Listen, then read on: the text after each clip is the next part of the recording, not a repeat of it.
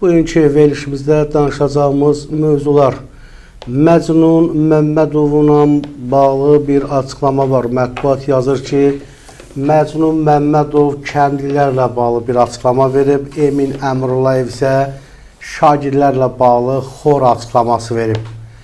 Və əziz dostlar, bunu biz əsas mövzumuz həm xor, həm də kəndlilərlə bağlı açıqlamadır. Səngər TV YouTube kanalından bizi izləyən tamaşaçılar suallarınızı rəy bölümündə yaza bilərsiniz.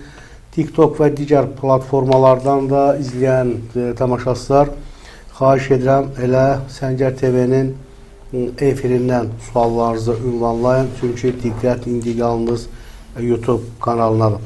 Və əziz dostlar, Aslan İsmailovdan Ramiz Mehdiyevə bir tənqid gəldi. Ramiz Mehdiyevlə, daha doğrusu Polad Bülbüloğlu'nu tənqid edib. Və xəbərlər isə təqdim edəndən sonra studiyamızda iki ən əsas mövzunu demək, Nazir Emin Əmrullayevin şagirdlərlə bağlı açıqlaması belə çıxır ki, belə çıxmır, əslində təklif elədi ki, kəndlərdə 5-10 evlər ki qalıb, o məktəblərdə bağlansın.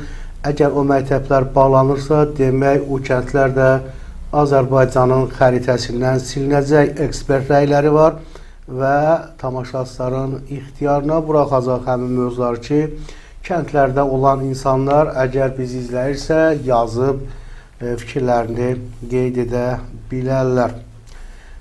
Dəyərli dostlar, elə indilərdə bir xəbər yayıldı. 3 əsərin oğurluğu ilə bağlı demək, zəhərlənən direktorlar, bu barədə kim danışır? Və bir də əziz dostlar, indi Cümşid Nuriyevdən bir açıqlama var. Dünən ölkə başçısı cənab Prezident İlham Əliyev icra başçıları toplayıb bunlara məsləhətlər verdiyi an mərkəzdən gələn tapşırıqlar ifadəsi işlətdi. Mərkəzdən kimlər tapşırıq verib? Bu barədə Cümşid Nuriyevdən maraqlı açıqlama var. 300 əsərin oğurluğu, zəhərlənən direktorlar, azad edilən çempion, böyük sir yenidən gündəmdə. Tanınmış vəkil Aslan İsmailov Sabiq Mədəniyyət Naziri Polad Bülbüloğlu'nu sərt tənqid edir. Vəkil sosial şəbəkədə yaydığı paylaşımda Polad Bülbüloğlu'nun nazir olduğu dövrdə Azərbaycan mədəni irsinə ciddi ziyan vurduğunu bildirib. Mədəniyyət naziri olduğu dövrdə Azərbaycan mədəni irsini hərraca çıxardan, mədəniyyətini məhv edən Polad Bülbüloğlu bugün mədəniyyətin qeydinə qaldığından danışır. Aslan İsmailov xüsusilə 15 iyun 1993-cü ildə Mustafayev adına İncəsənət Muzeyində baş vermiş geniş miqyaslı oğurluq hadisəsinin yenidən araşdırılmasını vacib hesab edir. O, həmin dövrdə ard-arda muzey direktorlarını zəhərlənərək dünyasını dəyişməsinin də təsadüf olmadığını düşünür. Vəkilin sözlərinə görə oğurluqla bağlı əsas figurlardan biri hesab edilən uzun illər beynəlxalq axtarışda olmuş dünya və Avropa çempionu Aydın İbrahimovun Azərbaycana qayıtdıqdan sonra cinayət məsuliyyətindən azad edilməsi də cavablandırılmamış suallardandır. Aslan İsmailov həmin iş üzrə illərlə araşdırma apardığını, 1993-99-cu illərdə prosesə birbaşa cəlb olunduğunu bildirib. Uğurlanmış 300 əsərin Bremen muzeyinə məxsus 12 məşhur əsər istisna olmaqla Azərbaycana qaytarılması üçün ABŞ-da olmuşam. Aydın İbrahimovun hədə-qorxularına baxmayaraq New York Federal Məhkəməsində antlılar qarşısında ifadə vermişəm. Bu illərlə bağlı dövrü mətbuatda yüzlərlə yazım və çıxışım olub. Aslan İsmailov bu barədə bildirir. Və əziz dostlar, elə bir neçə dəqiqə bundan qabaq mətbuatda yayımlanan bir müsahibə ilə bağlı sizi tanış etmək istəyirəm. Həmin müsahibədə çox maraqlı bir faktlar var. Həmin faktlardan bir neçə abzası diqqətinizə çatdırmaq istəyirəm.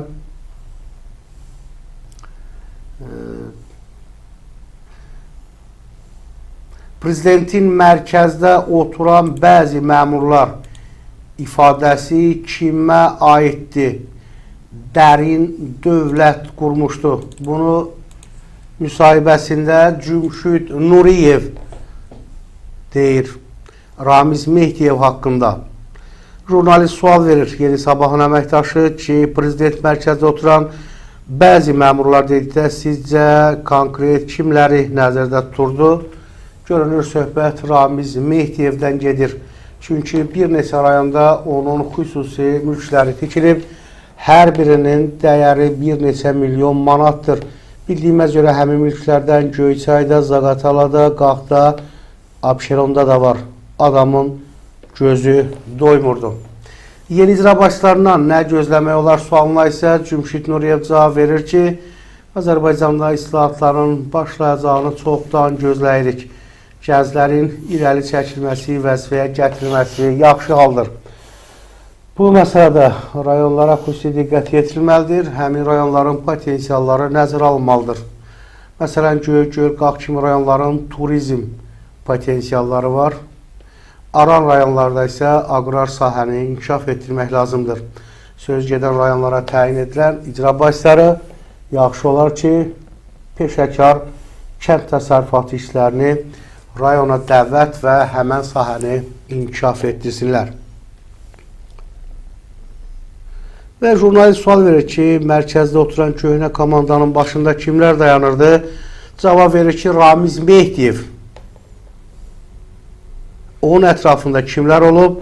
Dəqiq bilmirəm, amma onlar da bir-bir üzə çıxacaqlar.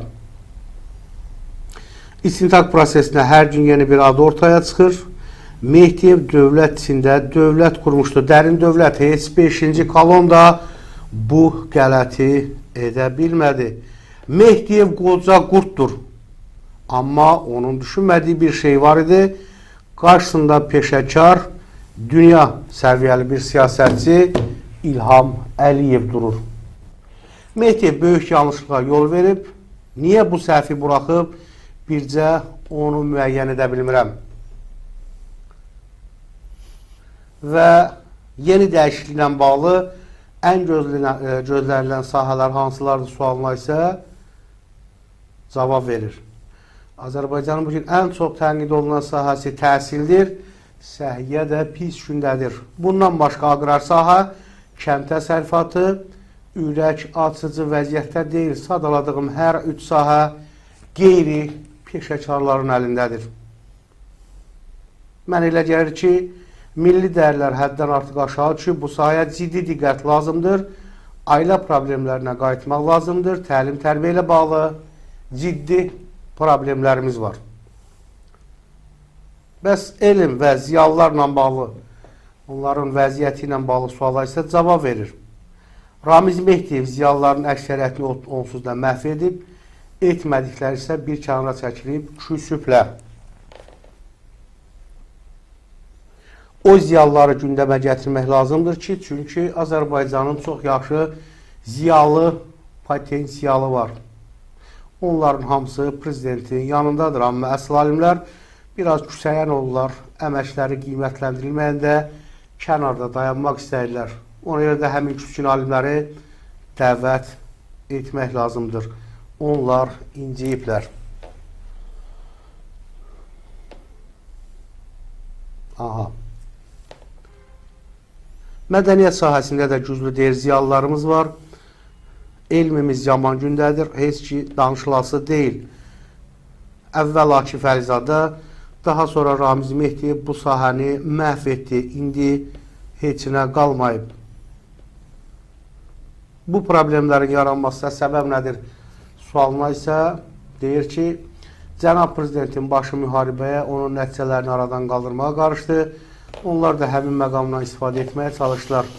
Ölkədə nə qədər savadsız oğru varsa, gəldi vəzifəyə. Hərə öz adamını qabağa çəkdi. Ona görə də bəzi sahələrdə vəzifə tutanlar həmin sahəni dağıdıblar. Bu sahələr düzəlsə, əmin olun ki, Azərbaycanda bir çox sahədə avtomatik düzələcək. Sosial sahədə problemlərimiz yoxdur. Əziz dostlar, demək, Cümşüd Nuriyev sadalayır ki, təhsildə və səhiyyədədir problem. Daha harda problemlər var? Xahiş edirəm, yazın. Yazın, əziz dostlar. Kanalda olanlar çox xahiş edirəm, bəyənin, paylaşın və hərəniz bir dəfə bəyənmə işarəsi verin. Dəyərli dostlar, biz bugün Kənd Təsərrüfatı Nazirinin Məcnun Məmmədovun kəndlərlə bağlı bir açıqlaması var və Təhsil Nazirinin şagirdlərlə bağlı xor açıqlaması var. Valla mən bilmirəm, bunlar xalqla ya məzələnir, ya həqiqətən də bunların ağlı o qədər inkişaf edib, Avropada bu oxuduqları İngilis dili məktəblərin pilləkənlərində qalxıb düşəndə bilmirəm, nə fikirləşiblər. Bilmirəm, mən buna məzələnmək deyirəm, mən buna savadsızlıq deyirəm, mən buna nazir kimi, insan kimi, ziyalı kimi çox geridə qalmışlıq deyirəm. Mən bu fikirlərlə razılaşmıram.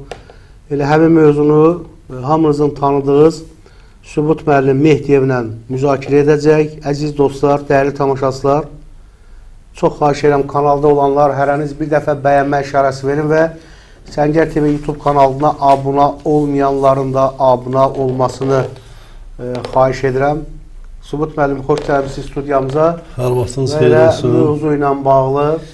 Mövzu ilə bağlı əlbəttə ki, mövzuya giriş hissəsində siz onu bildirdiniz. Hörmətli digər demək platformalardan bizi izləyən tamaşaçılarımız, xahiş edirəm, siz də Səngər TV YouTube kanalına gəlin və oradan müzakirə açağın, suallarınızı da buradan yazın ki, yəni bütün suallara cavabı biz Səngər TV YouTube kanalından cavablandıracaq. Xahiş edirəm, hərəniz bir dəfə bəyənmə işarəsi verin. Buyurun Sübut müəllim. Dəyərli dostlar, dəyərli tamaşaçılar, Səngər TV-nin izləyiciləri, mən elə bayaq da qeyd elədim, bizim mövzularımız, çox maraqlı mövzularımız var.